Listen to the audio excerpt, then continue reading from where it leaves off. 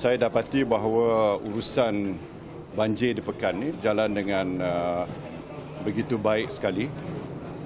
Sumbangan daripada agensi-agensi kerajaan terselaras dan bantuan makanan pun lebih daripada kaedah biasa. Maknanya mereka tak adalah menu sardin hari-hari, tapi ayam, daging dan sebagainya nampak jadi hidangan pada tiap-tiap hari. Jadi saya sebagai ahli parlimen, saya sangat berpuas hati.